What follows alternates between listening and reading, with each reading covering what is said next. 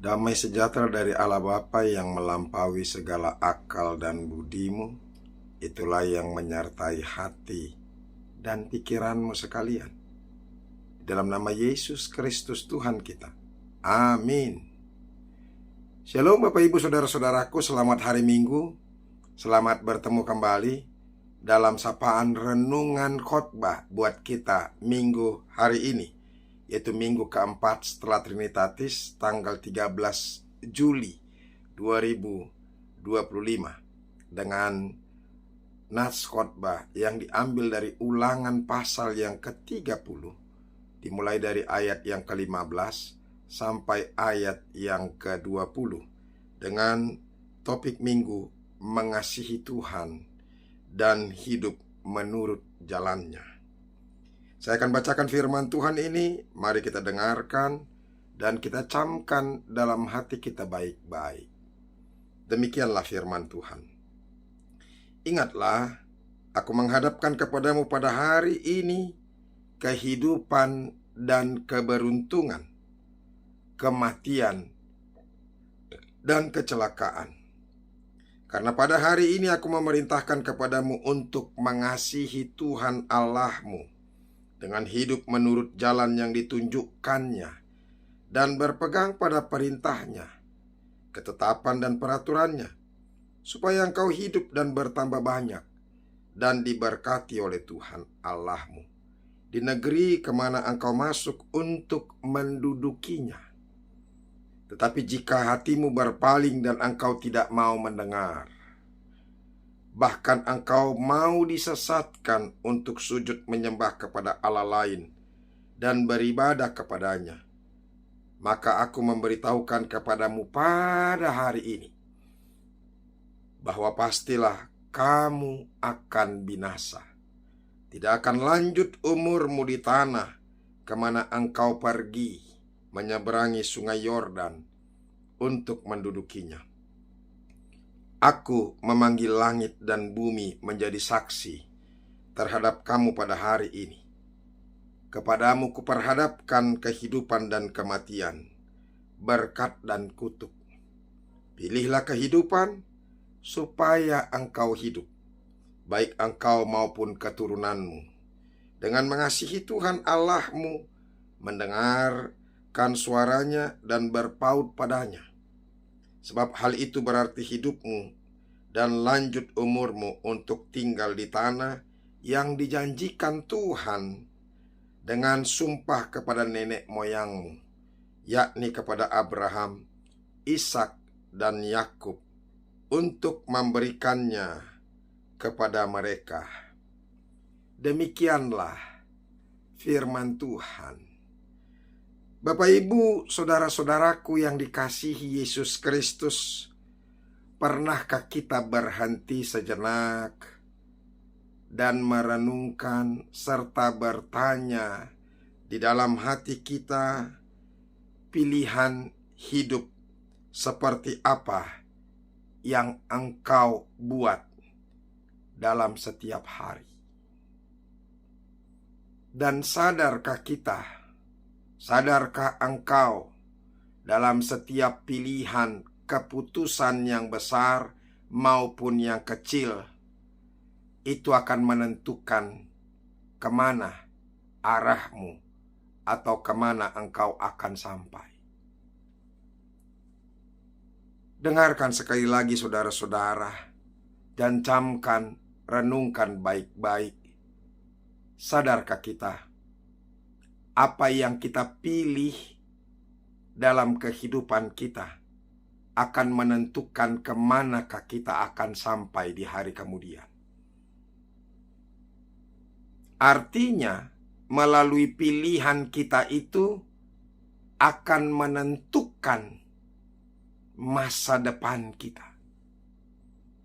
Ketika kita memilih hal yang baik, atau di sini dikatakan kalau ketika kita memilih mencintai Tuhan, mengasihi Tuhan, mentaati setiap firman-Nya, dan selalu melakukan kehendak-Nya, maka berkat dan sukacita serta panjang umur akan menyertai kehidupan kita. Bapak Ibu saudara-saudaraku, hari ini firman Tuhan dari kitab Ulangan pasal yang ke-30 ayat 15 sampai ayat yang ke-20 ini akan membawa kita pada sebuah persimpangan yang kita harus memilih. Musa, seorang pemimpin yang besar yang memimpin bangsa Israel melewati padang gurun, dan pada saat ini sampailah ke sebelum menyeberang Sungai Yordan. Artinya, seberang Sungai Yordan itulah tempat yang sudah Tuhan hantarkan kepada mereka kembali ke tanah yang Tuhan sudah janjikan dan berkati. Tetapi sebelum mereka masuk, saudara-saudara, ke tanah yang baik itu, yang penuh berkat, penuh sukacita itu, Musa mau mengingatkan bangsa Israel akan pilihan-pilihan apa yang mereka harus lakukan. Di sini ada berkat dan kutuk. Di sini juga ada kehidupan dan juga kematian. Manakah yang engkau pilih? Saudara-saudaraku yang dikasihi Yesus Kristus, kalau kita dipertanyakan atau kepada kita dipertanyakan sekarang, manakah yang engkau pilih? Hidup atau mati? Berkat atau kutuk? Mungkin semuanya kita pasti berkata, aku akan memilih hidup. Bagaimana sih Pak Pendeta ini, kenapa sih perlu ditanyakan antara hidup dan mati? Mana ada orang yang memilih mati? Bagaimana sih Pak Pendeta ini, kenapa sih harus dipilihkan berkat dan kutuk? Sudah jelas orang pasti akan memilih berkat. Mana ada orang yang mau dikutuk? Bapak Ibu saudara-saudara, sadarkah kita? Mungkin pilihan kita adalah hidup, dan pilihan kita itu adalah berkat. Tetapi faktanya saudara-saudara, yang terjadi dalam kehidupan kita, sadarkah kita bahwa sering sekali yang kita pilih bukanlah jalan kehidupan, tetapi ternyata adalah jalan kematian. Bukanlah berkat, tetapi adalah kutuk.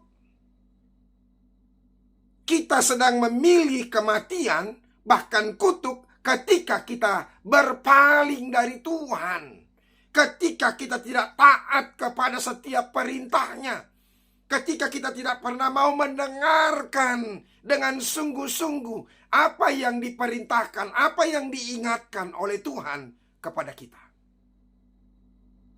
Sadarkah kita itu?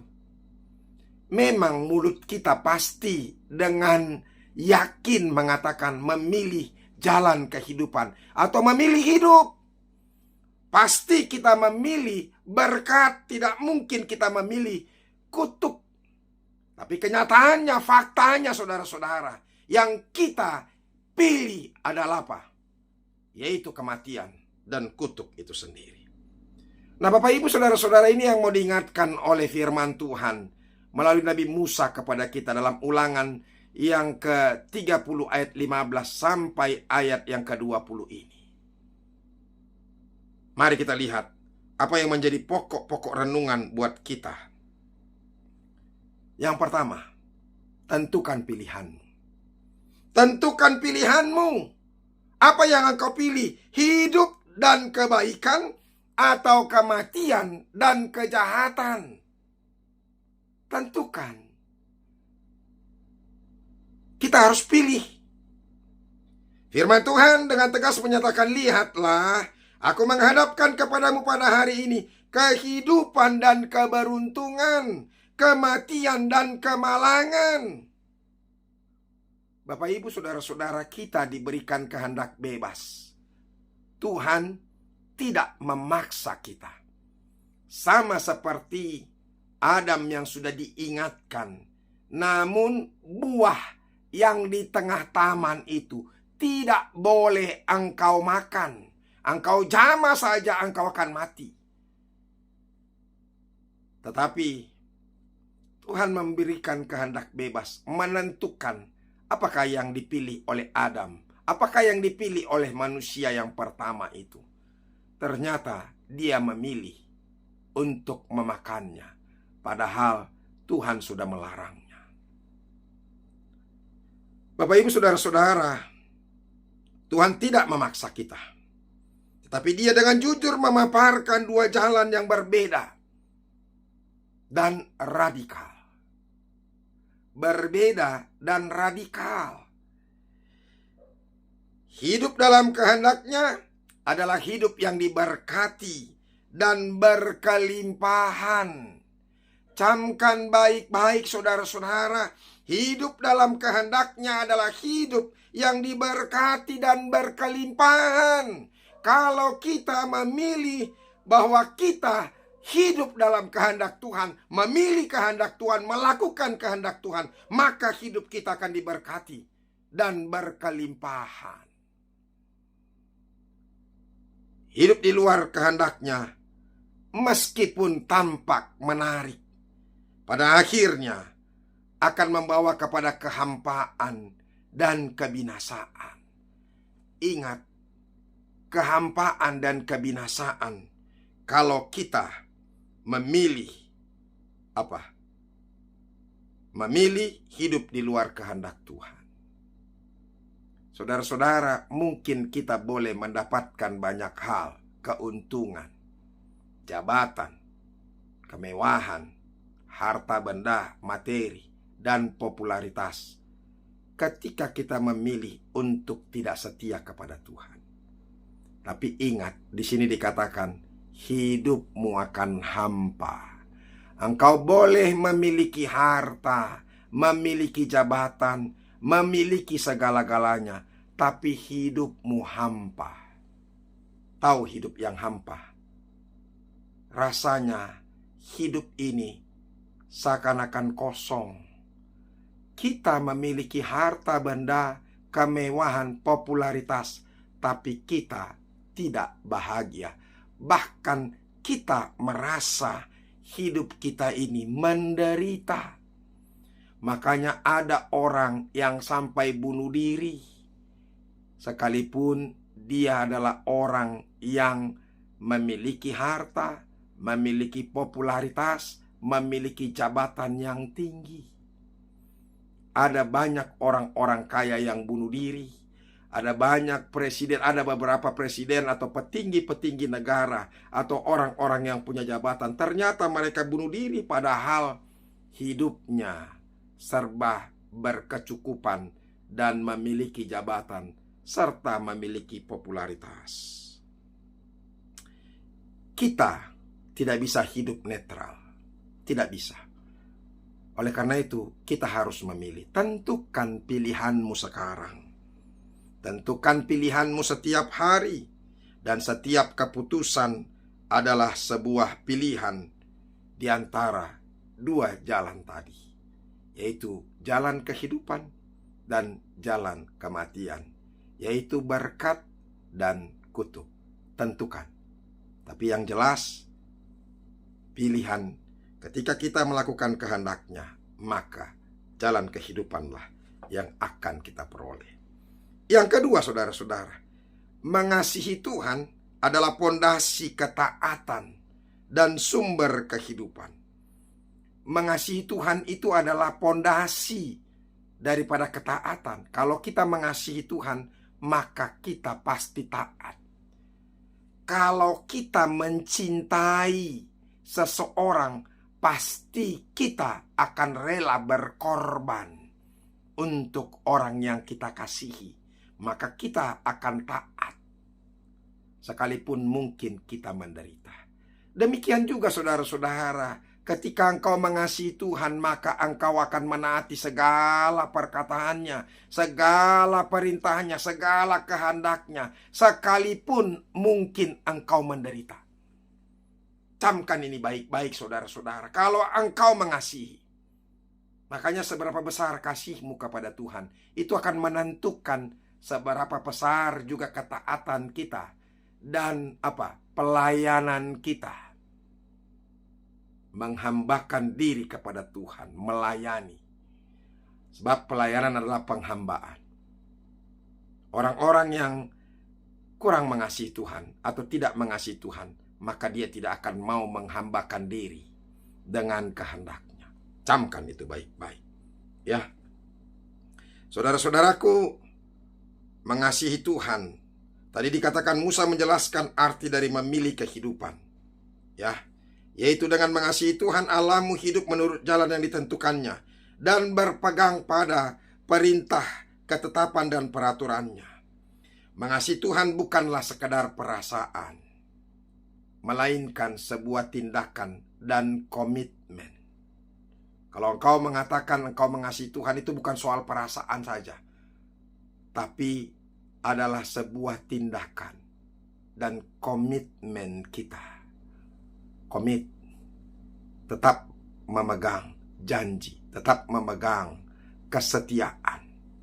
Maka kalau engkau mengasihi Tuhan, maka engkau bertindak melakukan apa yang dikatakan oleh Tuhan dan komit dengan apa yang sudah engkau nyatakan. Ketika kita mengasihi Dia, hati kita akan terdorong untuk hidup sesuai dengan firman-Nya. Kasih adalah fondasinya dan ketaatan adalah buktinya. Dari kasih itulah mengalir segala berkat dan kehidupan yang sejati. Itu yang kedua. Yang ketiga, saudara-saudara, camkan ini juga baik-baik, sebab ini begitu mengerikan. Berpaling dari Tuhan itu adalah jalan menuju kehancuran. Sekali lagi saya mau katakan, berpaling dari Tuhan berarti jalan menuju kehancuran. Dikatakan tadi seperti ini, Tuhan juga memberikan peringatan keras, tetapi jika hatimu berpaling dan engkau tidak mau mendengar, melainkan membiarkan dirimu disesatkan untuk sujud menyembah Allah lain dan beribadah kepadanya, maka aku memberitahukan kepadamu pada hari ini bahwa kamu pasti binasa. Saudara-saudara, kalau kita berpaling dari Tuhan, ya kebinasaanlah yang akan kita peroleh. Bahkan dikatakan di situ, kamu tidak akan lanjut umurmu. Bapak Ibu saudara-saudara, ada konsekuensi yang serius jika kita berpaling dari Tuhan. Makanya hati-hati. Kata Allah lain di sini tidak hanya merujuk pada patung berhala, tetapi bisa juga saudara-saudara pada saat ini berarti uang. Karena banyak orang lebih mengasihi uang daripada mengasihi Tuhan. Banyak orang sekarang menghambakan dirinya pada uang daripada menghambakan dirinya pada Tuhan. Bayangkan benda mati yang menjadi Tuhan kita, Tuhan kita. Saya nggak bisa bayangkan itu kehidupan yang seperti itu. Tapi pada kenyataannya memang sering sekali kita menghambakan diri kepada uang, bukan kepada Tuhan. Menghambakan diri kepada kekuasaan. Makanya banyak orang gila-gila kekuasaan, ya. Dengan berbagai macam cara orang mencari kekuasaan, sikut menyikut, hina menghina, bahkan sakit menyakiti, bahkan lebih parah lagi, saling bunuh membunuh. Itu lebih parah.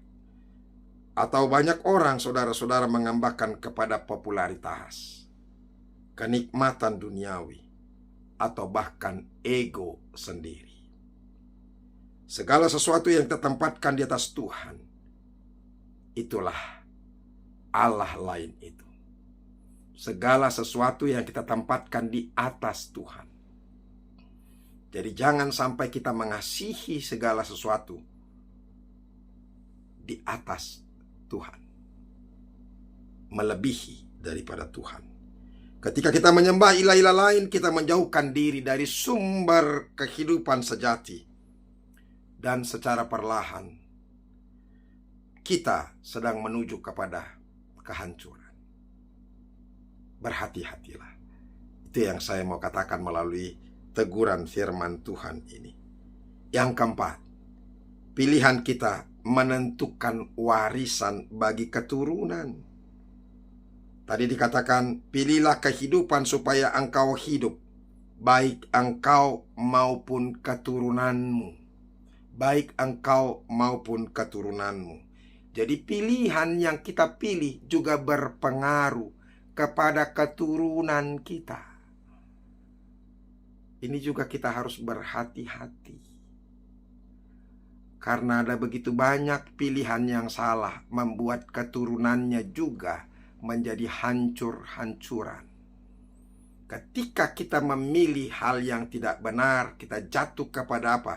Ke dalam kehidupan yang sengsara, maka keluarga, keturunan kita juga akan mengalami kesengsaraan.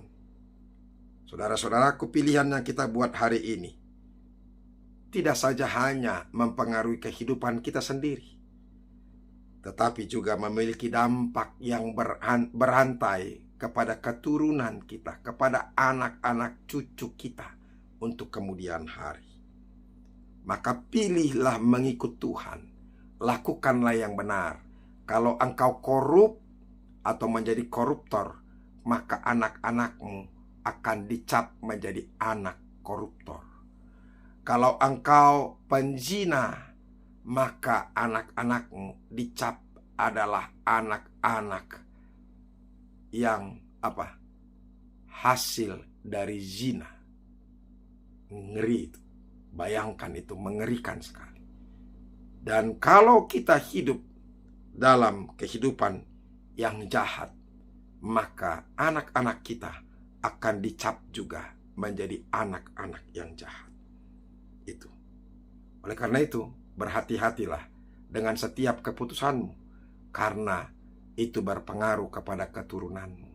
Kalau engkau mau mewarisi hal-hal yang baik, nama baik, ada orang yang tidak bisa memberikan warisan harta kepada anaknya, tetapi dia hanya bisa memberikan warisan nama baik. Saya sudah pernah khotbahkan ini, saya kurang ingat namanya siapa, tapi kalau nggak salah Adam Smith dan anaknya, saya nggak ingat lagi, tapi Berpam Smith. Satu ketika dia kesal sekali. Ada seorang anak perempuan. Dia termasuk orang yang cerdas, pintar, tetapi kesal dengan orang tuanya. Karena ternyata orang tuanya yang mantan direktur dari sebuah perusahaan yang sangat besar dan terkenal itu, ternyata tidak meninggalkan harta benda kepadanya sedikit pun. Hanya nama baik. Kemudian dia setelah tamat kuliah dan dia mengikuti pelamaran.